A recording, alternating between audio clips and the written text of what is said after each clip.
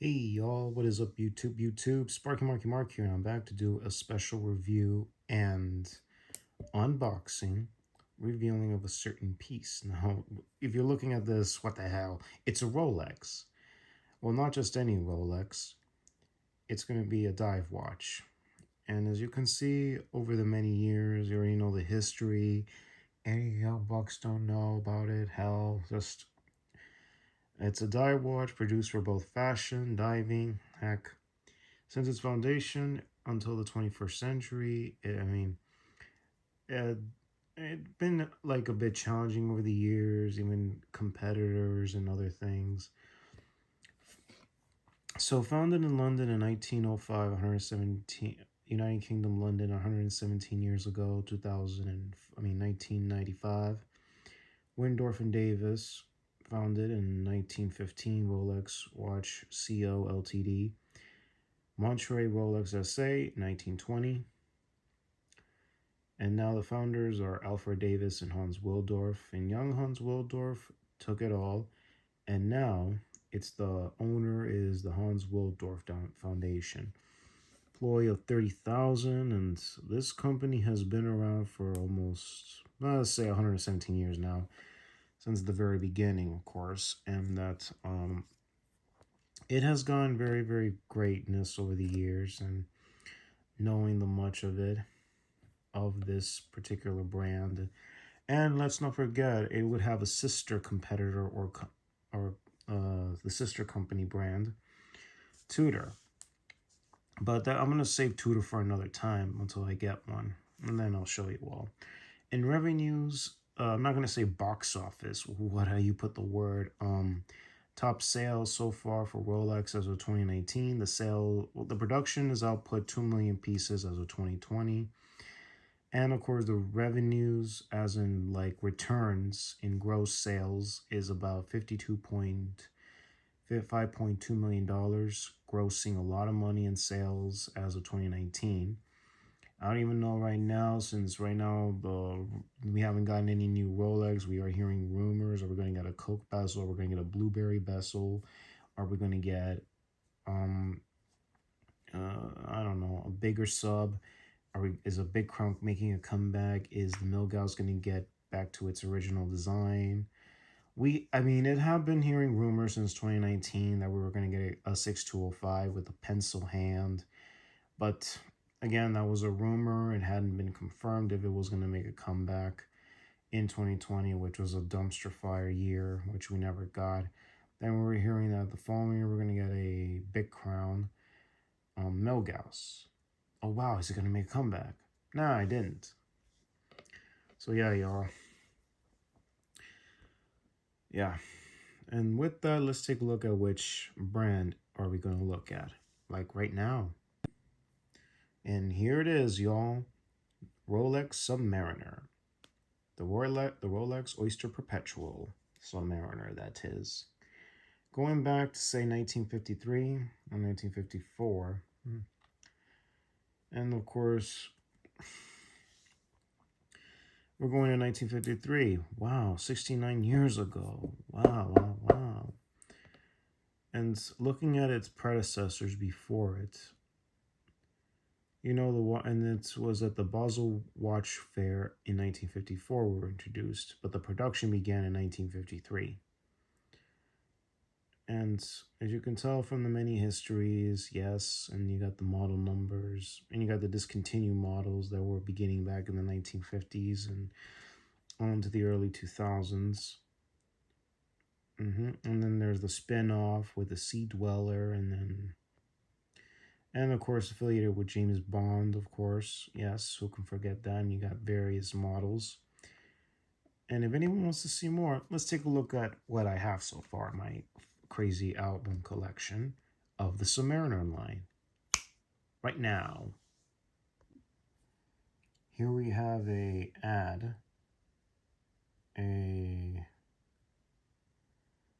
Art Deco Christmas ad. That was sometime around 1926 in Geneva. You can tell very, very carefully, folks. And, yep. Oh, and here's a dive watch. The Italian Rolex advertisement.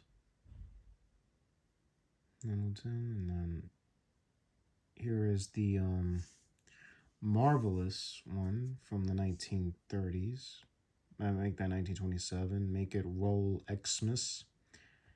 During the holidays of 1927. Great ad and everything. Another Oyster Perpetual. Very awesome indeed, don't you think? Magnificent. Great ad in the 1940s. And so on.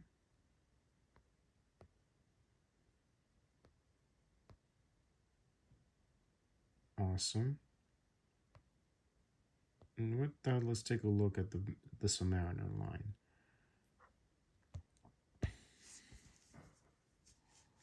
Say hi to the 6204.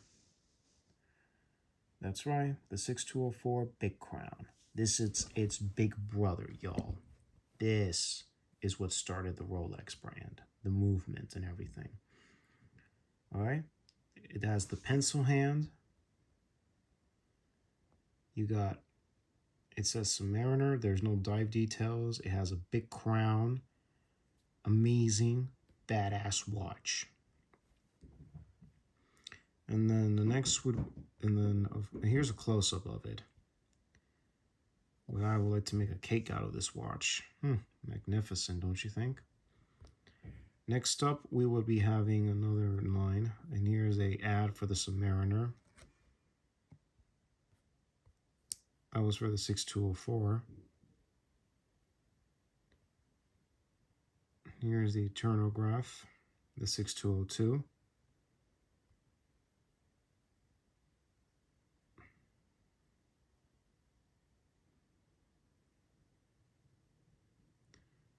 Say hello to the King Sub 6200. Like its predecessor before it, it has a big crown and it has a, but it didn't have a red line, so this one's different. But it doesn't have Submariner. So yeah, this is what it looks like. Around the time we had classic films and a few of the Universal monsters and other projects. So that's an Explorer. Say hello to the 6536-1, the small big crown. I mean, take a look at the design and everything. Admire these designs. Do so, y'all. Do so.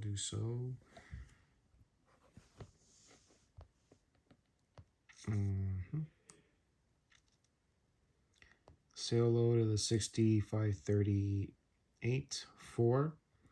This one will be known as the James Bond Submariner, since it will be featured in the rest of Sean Connery playing the hero James Bond in the James Bond films.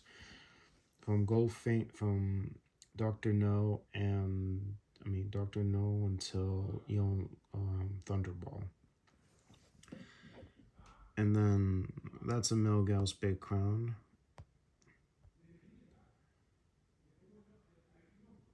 And by 1956, we'd be getting a different big crown. This is the 6538-2. This has the meter depths and the name Submariner. And you got this. Very good timepiece from many, many years ago. And it's a great big crown, y'all. Here is the one that's nicknamed the Intermediate version red, the 6536-1.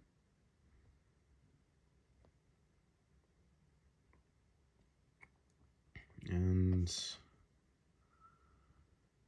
6A6538, that has the red. Magnificent, isn't it? What else? You have the 5510, the last big crown. That would be the very last you'll ever see, from 1958. And then that's a Tudor. And here's the last one from 1958. The 5508, last big crown. This is the no guards, of course. So yeah, This is one of the big crowns. And then by 1959, hold on. Oh, that's a below ad. Here's a Rolex ad from 1958. Then you got the Explorers. GMT Master was taking the airwaves and other stuff. Oh, Rolex got even crazier in those days. Then we'd be getting in 1959 the 5512 pointed crown guards. I mean, I'll zoom in for you all. Look at that.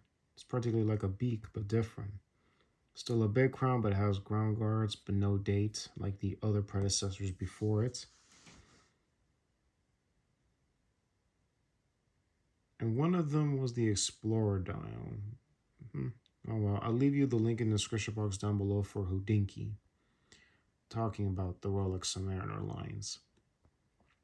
Here's the Rolex Submariner 5512 Eagle Beak Crown Guards. And let me zoom in for you all. Now look at that, folks. That's definitely an Eagle Beak.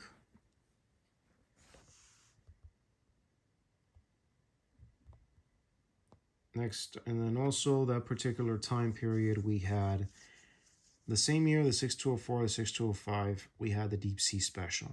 Now, why are we hearing about this Deep Sea Special so far? Because it was diving in the Marianas Trench. I don't like that dial, by the way. This style rules. The Deep Sea Special was hooked to a submarine and went to an extreme depth. Could anyone answer that in the comments down below? Very, very deep to the Marianas Trench. And nowadays, who could require these very first deep sea specials? Who could buy it now? And I'll leave you a link to this collector named Renee.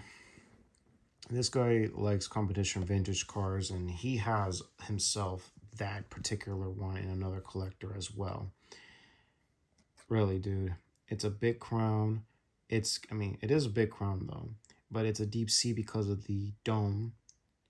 I mean, really, it went to extreme depth, and they hit with all this technology from their other brands. And let's see here. In 1962, we had the 5513, which became famously for people in films and other such. And also it would be worn by Steve McQueen and in such projects, The Towering Inferno and his last film, The Hunter. Yeah, The Hunter. Playing the role of Wal Papa Dorson, if I said the name right. And then here's another one that's called the 5512 Square Crown Guard, because on the count of the squareness.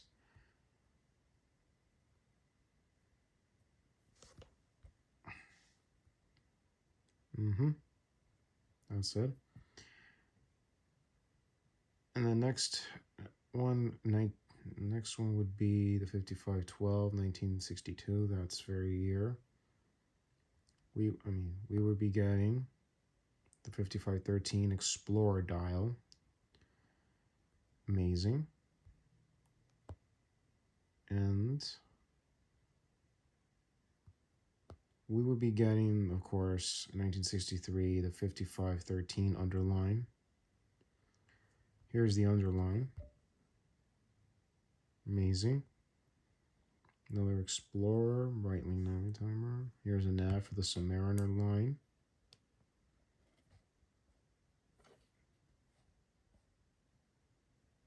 Okay.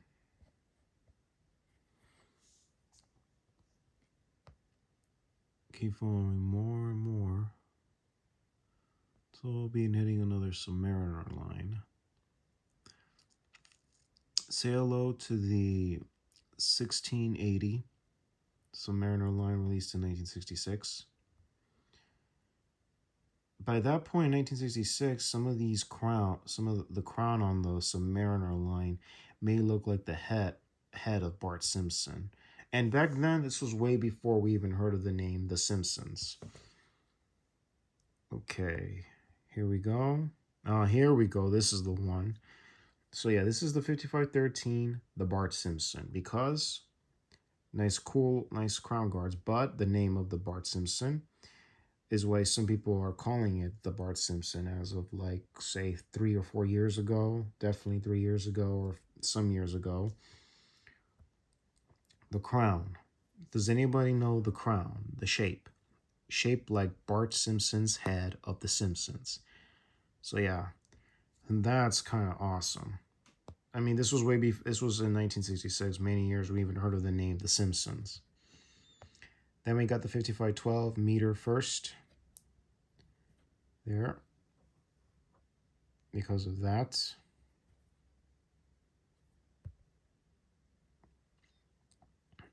Next up, this is the 5512 matte dial, neat font style. Amazing style, y'all.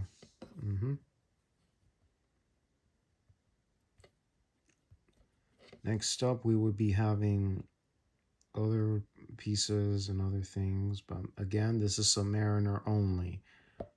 So yeah. Alrighty, this one is the 1680 red sub meters first. And voila, here it is. This is the red sub, meters first, 660 feet. Next up, 5513 maxi dial, feet first.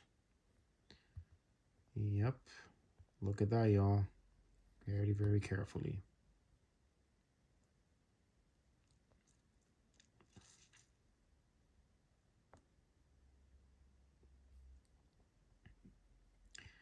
Here is the 1680 18 karat gold, feet first, blue dial.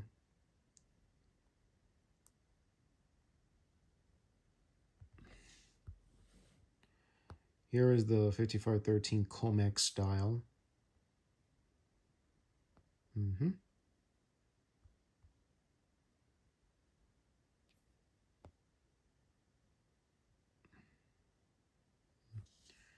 Here is an ad for the Submariner lines.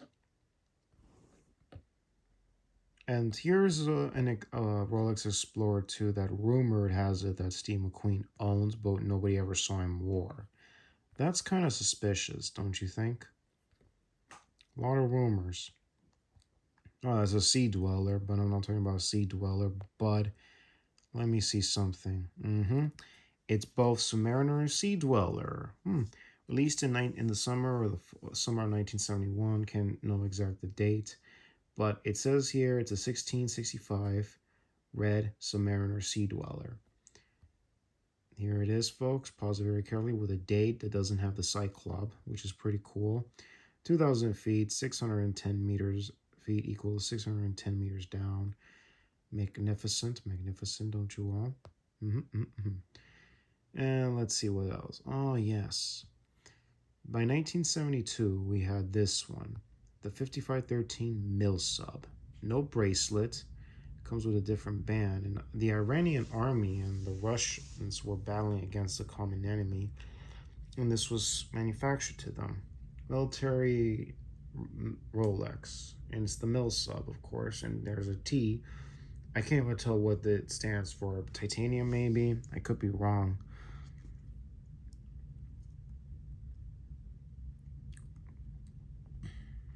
And I have to say, Rolex has gone well from themselves over the course of many years, which is the next session I should look for. Here is an ad from, this is the Louis Maridin's Rolex Submariner, which magnificently, here it is, pause it very carefully. 1973, we had the Rolex Submariner C ad. This is what you're going to see in these ads. This one is part of the British yachting team Rolex Submariner. Another ad for the Dr. Joe McNiss, or whatever you say his name, Rolex ad for April of 1974 to be exact. Here's a Comex 1680, 1975 when Jaws was released. Oh, whoa, did I put that there? No. Hold on, folks. A little mistake. Alright, I already said about this one. And then next up we have 1975, the 1680 Comax. I already mentioned that part.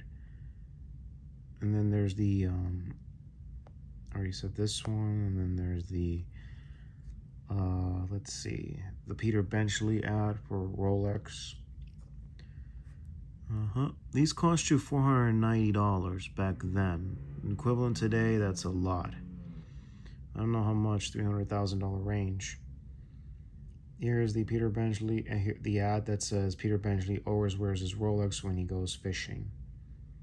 Around the same, a year after Jaws was released, and you have Peter Scott's Rolex Perfect, for example, for nature selection. Oh, this is an ad as well. Here is a 1680 matte dial, 1976.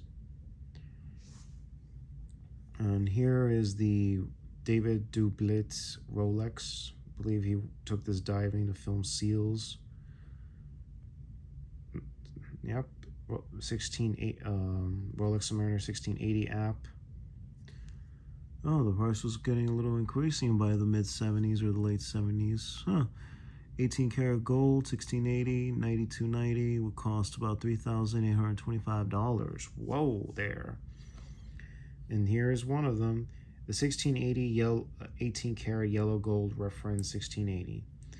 Released in 1977. Take a look at that. Gold bands, blue bezel that you can insert, and brownish coffee display. I can't even tell. And then you got the American Cup Rolex ad, 1977. And then we would be getting, and then there's an ad for the official American ad.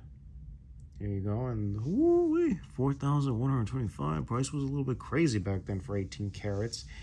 There's the 5513 Tiffany and Co.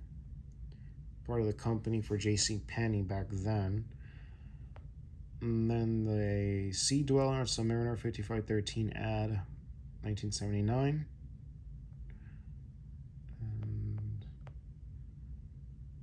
And by the 80s, you got the 16800 Submariner,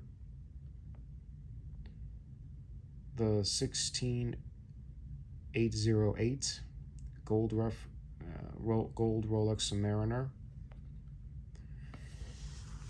By the mid 80s, we have an ad for the Bradle Bain ad, in 1985. And then you got the Rolex Submariner, 2 yachts, 2 designers on one. And then what else? Rolex Submariner ad, Rolex Submariner USA. And then of course there is the release for 1987's Rolex Submariner 16800.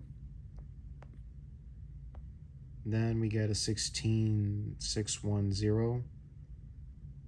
1987. Oh, actually 1989. Oh, and there's a Tudor Submariner. But again, that's not Rolex. Oof. Tudor was be upping their games in the 90s in 1992. So here's another ad from George Bass using that particular one. Swan World Cup. Excuse me. 2001 1613 Ceriti Dial Diamond. Amazing. Then in 2003, for the 50th anniversary, we got the Kermit. Look at that color, y'all. That's the nickname, the Kermit. Excuse me. And then in 2003, we had the Maxi Race Yacht. This is just the ads. Then, of course, we have the Submariner 1166 18 LB, 18 karat gold, blue dial. Magnificent. Again, this was 2008. And then we have the 1166 18 LN, yellow gold, black dial. Around 2008. Then 09, around the time I was before I was finishing high school. There's the Rolex Submariner 18 karat yellow gold blue ceramic reference 116618. And then this one is nicknamed, and I believe this one's the Bluesy is what it's nicknamed. And here is the two-tone version, blue dial, gold and every blue dial two-tone, and it's the 16, and it's the 1166-132 silver tone wise. Released in March of 09, March 27 to be exact. Then you got the David Dublet's 2009 Rolex ad in June, around the time I was finally done with high school and bye-bye forever. And then you got the Rolex Submariner reference 116610. It's kind of different from its predecessors. Then this one is the 116610 LV, aka the Hulk, released in December 18, 2010. I gotta say, this is indeed connected to the MCU, the Marvel Cinematic Universe, and Mark Ruffalo, Bruce Banner. If you're listening to this, dude, get that watch. You've heard the word. It's been discontinued. You better get it, dude. You play the character, represent your character. So yeah, he should definitely get this to represent his character. Next up would be the no date version, released on March 27, 2012, 114060. So yeah, March 27, 2012. This is the no date version. Then you got the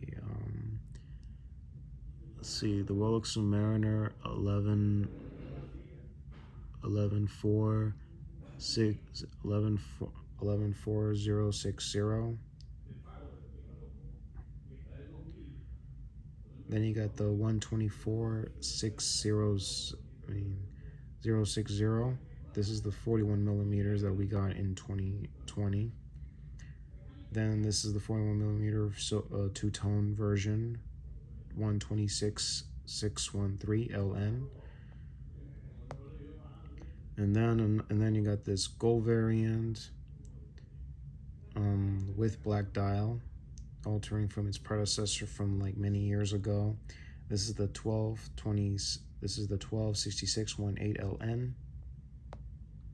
Then you got, thank God they got rid of the Smurf version. I didn't like the Smurf, to be honest, because it was too bluey, too much in white gold, and it was a lot of blue. So thank God they went with this like a great white feel to it, So this one here, blue bezel, black dial, reference number 126619 LB, Submariner. Now that's awesome. And then you got this this is the date version, 126-610 subline. And then this one is coined the Cermid or the Starbucks, reference number 126-610 LV, black and green. This one's either coined the Cermid, maybe still the Hulk, or the Starbucks. 3 various nicknames, you can believe that. And that's all for now, folks. That's all you need to know about the Submariner lines that you're looking at here. That's all there is to know about what's happening. So tell me what you guys think. You guys have a favorite design, favorite Rolexes? Are you also a fan of Tudors? Let me know as well.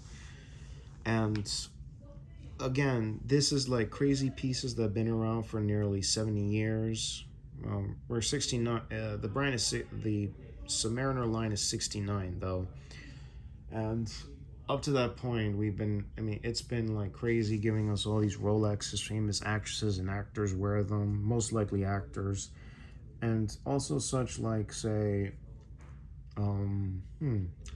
Bruce Willis. Yes, he wore a Rolex. Sean Connery did, and well, Steve McQueen, let's not forget him. Paul Newman wore a Rolex, which we know it as the Daytona because it's coined as the Newman. Not the ones of today or the last few years, but from many years ago. And plus, who can forget? In Sylvester Stallone, he wore himself a Rolex, and yeah.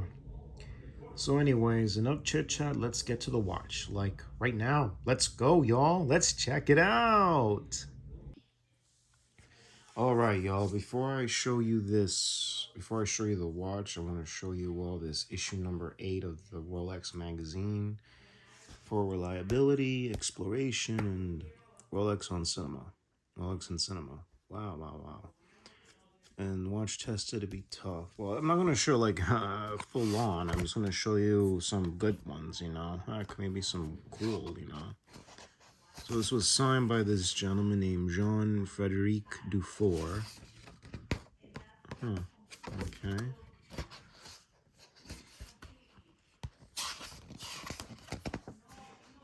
And this is, of course, about the Explorer. I'm not doing about the Explorer. It's gonna be for a different model. So yeah, again like this. Explorations, Mount Everest.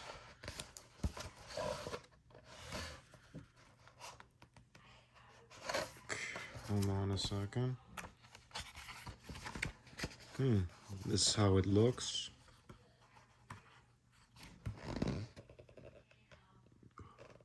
Crazy lights in here.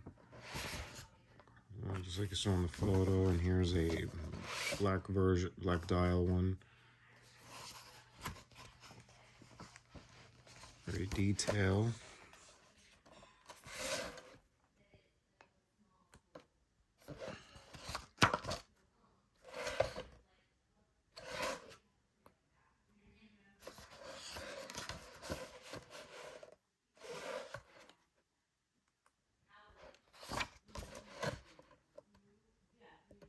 $31.87. Movement.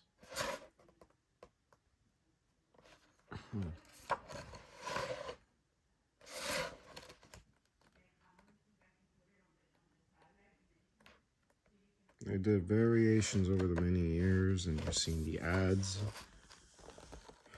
In 1973, or I could just put it down and maybe put it on top. That'll be for sure. Hold on a second. Here are the previous ads in the marketing from 1973 right here. Pause that. This one's from 1957. This is the gentleman. Haruan, I can't even say the name right. And then you got 1977, 88. Hold on a second.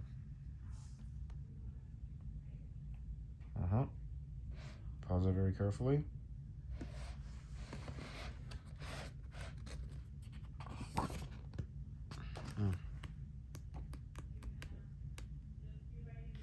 Beyond Explorer, and here it is, y'all. This is the page you're gonna see. For storytellers, you got the legends of awesome directors like Martin Scorsese, Catherine Bigelow, Alejandro G. Intiaro, and last but not least, James Cameron. And he's a bit of a pillar in the Rolex world, since due to the fact he has been wearing a Rolex throughout his career.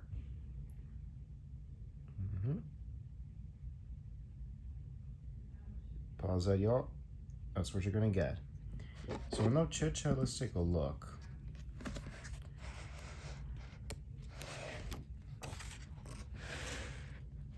Yeah, Martin Scorsese.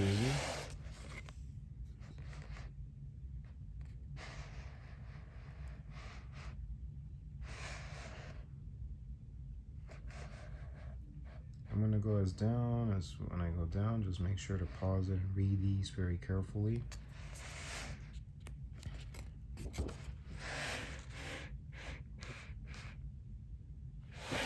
And he's rocking on with a date, if I'm not mistaken. A Rolex date, that is.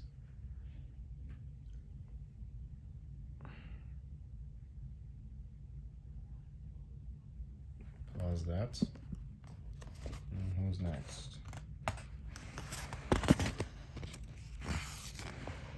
We got Catherine Bigelow.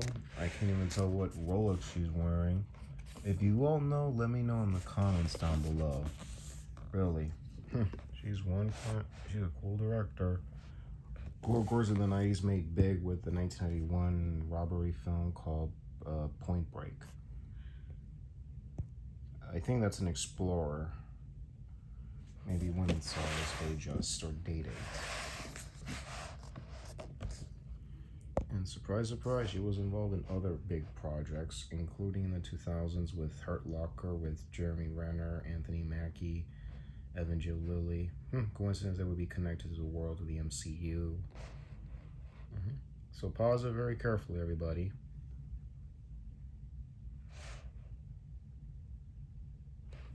Catherine Bigelow, ladies and gentlemen.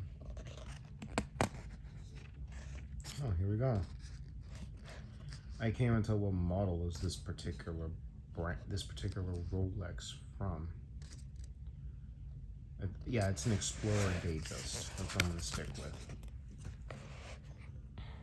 Pause that quote. Okay. Next one would be Alejandro G. Inarritu. Here's him. Here's his quote, I believe, and here's the rest.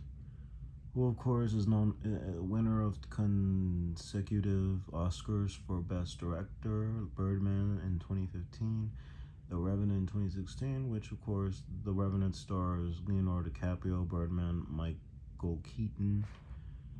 And since 2000, directing other Best Foreign Language Film Oscar, and read that carefully, everybody. No line or quote, but just pause this very carefully to know exactly about these people and their legacies. Okay. Here he is, but I can't even tell what Rolex he's wearing. I can't even tell whether it's a Datejust or a Sea Dweller or a Yachtmaster. I can't even tell.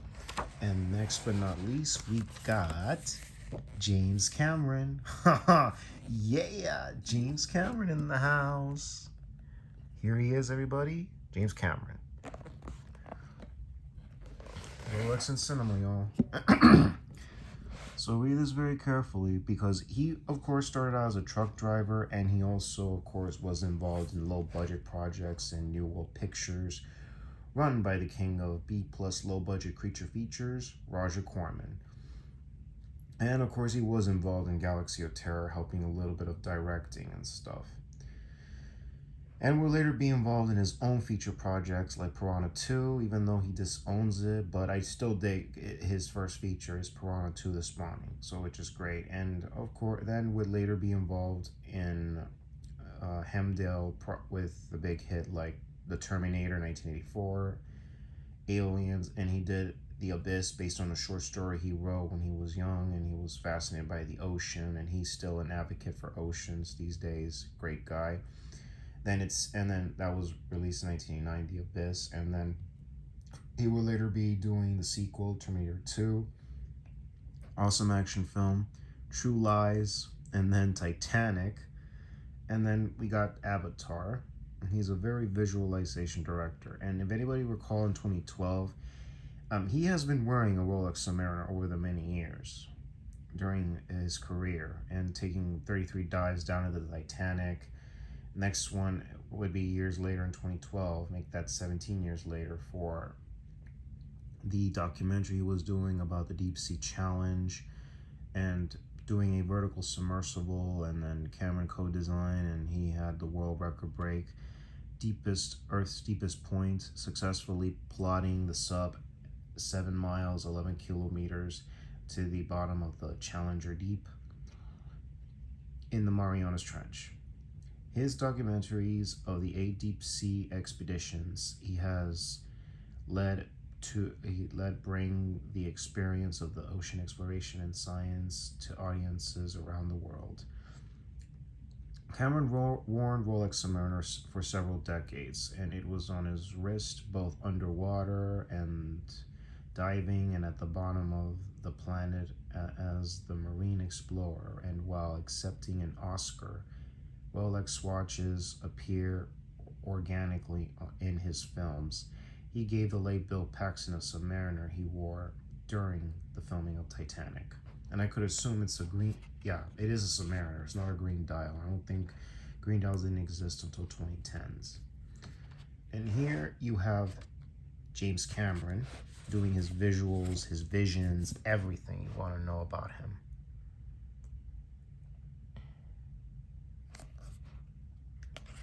Really, it's still with him to this very day, and it's amazing. So that's all there is to know. You got the architects, you know, maybe this expired the day just or the day date, the bracelets. I mean, really, even the architect's feel of the design, its craftsmanship, that's the most important thing to know of a watch. And as well as the G-Shock models, like the MRG you saw, it has great craftsmanship, designs, and everything. That's what G-Shock's competing as well, to compete with the luxury world. But I already said the in-depth history about MRG, and now we're getting a new MRG this year.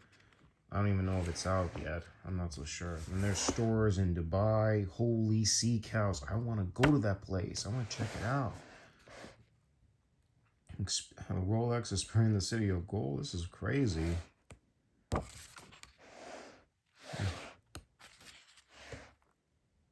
Wow. Amazing stores around the globe.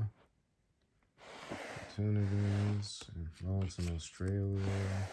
Here's the boutiques. Race car, you name it, everybody. And let's be clear. Meet the Milgauss. Meet Milgauss, everybody. Alright, well, that's all there is to know for now about what is going on in this world. But I'm specifically talking about one particular watch that we're about to show you. It's a Submariner, but it depends on which model is it. There are variation color combinations. Alright, the Blue Z, this Blue Z. This one, like I said before, I did not like it. It's too much. They call this the Smurf. I like Smurf, yes, but this is too much. Too much blue. Black bezel, blue dial, good choice. Blue bezel, black dial, perfect as well. Why can't they just make a blue bezel and a black dial? That's it. That was too much blue for me. You got your Sea Dweller. This is from 2017. And it has a release valve on right here. So when you dive, when you're about to surface, you press that watch to decompress. Sail loaded this deep sea, and here's the bracelet to extend on the classics to the newer models. And this one is known as the glide lock system. And this one is coined to this day the James Cameron. And this was this is a big watch. So yeah, that's all there is to know about the world of Rolex. So no chit chat, let's see the watch. Like now. All right. Now with all that stuff out of the way, let's see the watch. What the hell? What the heck? Where is it? It's not even here. I know where it is. Here it is. Here it is. Finally, y'all. Finally. The watch has arrived. Oh, here we go. The famous Rolex logo. Pause that, y'all. Pause it. Whoa, it's like a stealth mode feel. Woo-wee, y'all. Okay. Open it up gently. What is that? What is that? What is that? Huh? That's a crown. And always be remembered, ladies and gentlemen, when you make purchases online, or how about say Amazon, please be extremely careful. But let's be clear, Amazon doesn't do fakes. And voila, y'all. Voila. Magnificent. Look at that, look at that. And Rolex SA Geneva Successi. Oysters, everybody. Oysters.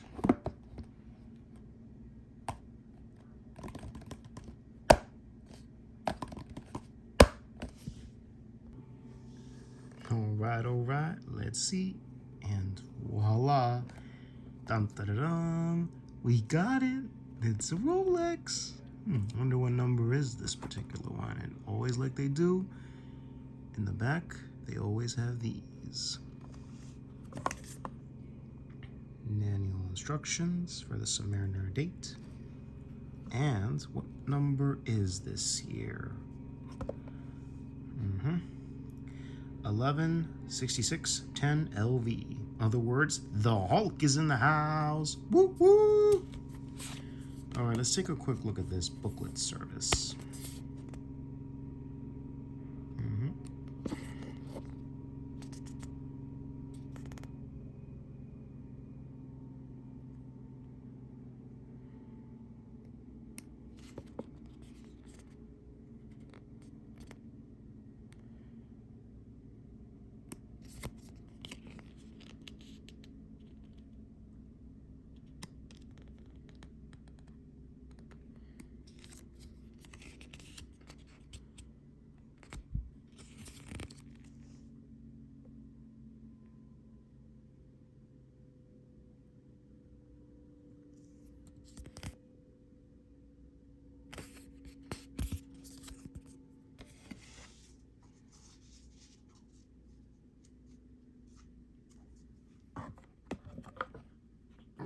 Okay.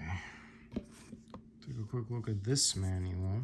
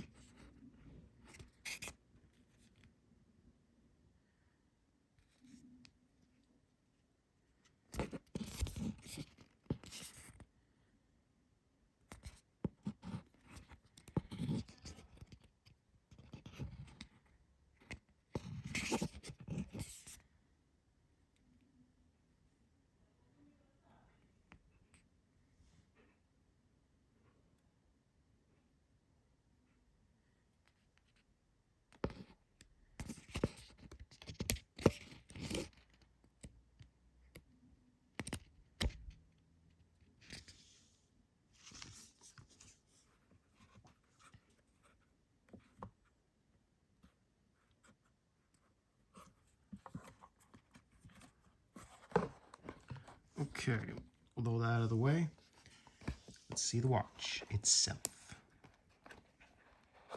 More surprises down there, not much. But here you go.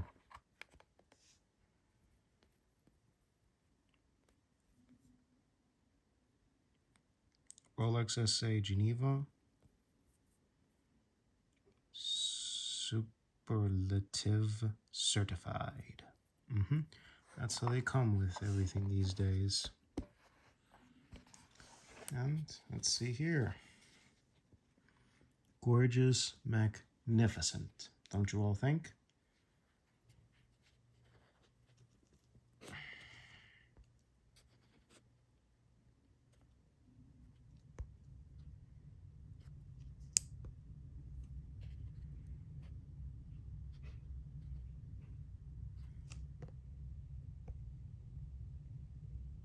Awesome crown. Like years before, the crowns, we can easily just snap it, but now they have the locking system. And protector. Cyclops. Amazing. At the end of this video, you're gonna see a lume. Bright lume. Crown guards. Magnificent. I've only worn this watch for like about a few days, but again, it's amazing feel. It's a green one. Heck, not chit chatting, looking at. I mean, it's admiring the design and everything.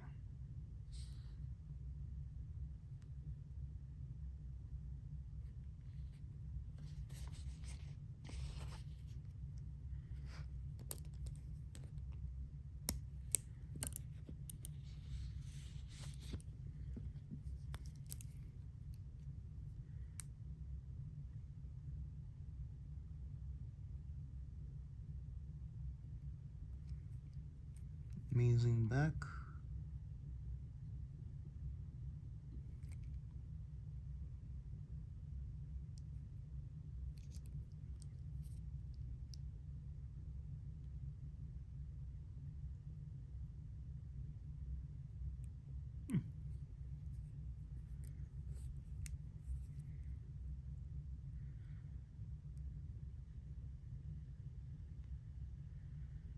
Geneva, made in Geneva.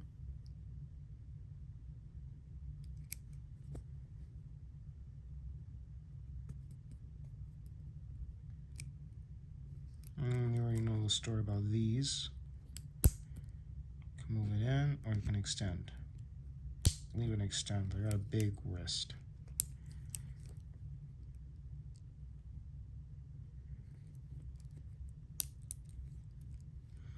And this is a protector for the bezel, but let me take it out. And let's hear the crinky noise. But it's a green dial. Yes, a green one. Don't you dig it? Let's hear the locking. And everybody shush.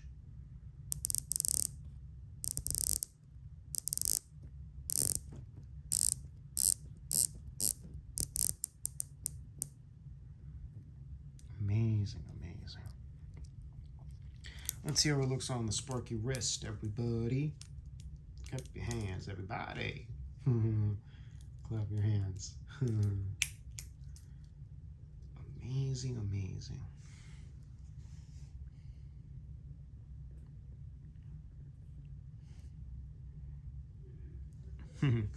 Clap your hands, everybody. Awesome, awesome. Pause it, y'all. Pause it.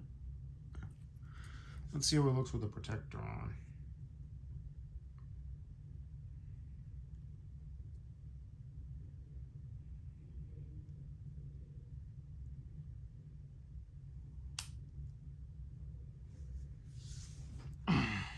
Looks cool with the protector on or off.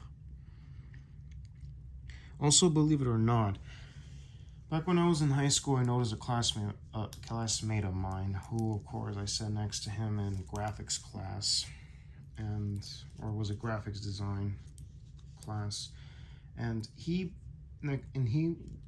was wearing a Rolex.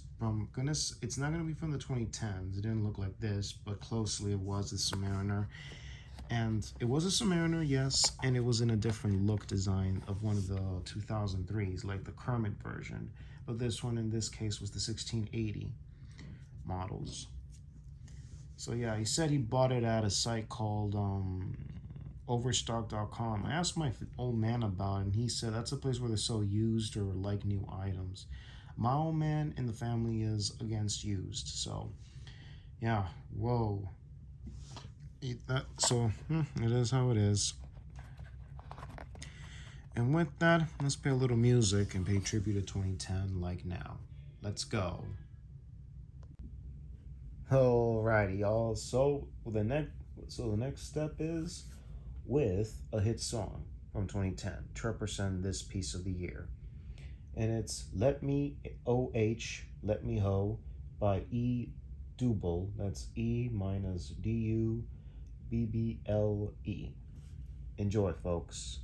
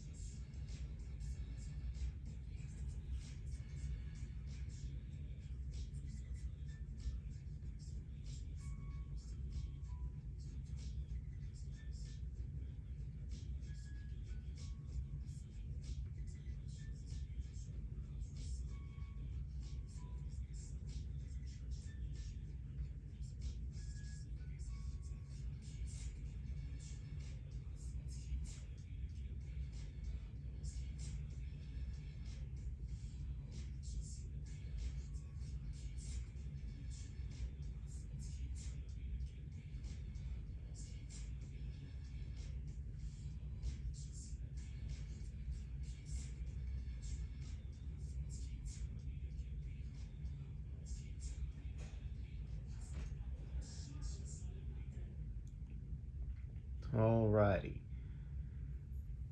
That was a great song to represent this piece of the year, which is very, very awesome. And let me know else in the comments if you got any opinions. And what do you think of the video? Do you like it? What did you like about 2010? What you don't like about 2010? This or that, as well as other things that went on that time period, and as well as also depends on one thing. Any of you young BUCKSs or anyone else a fan of the MCU, let me know as well in the comments down below. And among other things and such. So yeah, let's give a shout outs to all of the collectors out there. Shout outs to you all. And what else? Man, it's a lot of stuff. But anyways, y'all, like the vids, subscribe to the channel to be notified of all new uploads. Like the video if you have any opinions, comments, and such. And check out the links in the description box down below for anything. And tell me, you still think this will look good? This watch will still look good on a rubber band? Who knows? And among other opinions, you think that the Hulk may be making a comeback anytime soon, maybe in the later years or something? The Cermet, or the Starbucks, which is black bezel, black face, green bezel. The Cermet, which is aka the Kermit, or Starbucks, if you will. You think those are gonna get discontinued maybe in a decade from now? Who knows? Heck. Oh well. And I did tell you mentioning this, I did see a photo of this watch in a store poster in 2013 around springtime when I was heading somewhere for the Ultra Music Festival. But I didn't actually go there. Me and my pals went to this club. That's it. That's where I saw photos of this watch. And that was it. Anything else more? That's all there is to know for now. If you guys like this particular one, maybe it'll make a comeback. Who knows? So let's just wait and see what happens in the next decade or so. So anyways, y'all, this is Sparky Marky Mark signing off. Y'all take care. God bless you. Catch you on the next vid. And enjoy the weekend. Later, y'all. Ah, wait.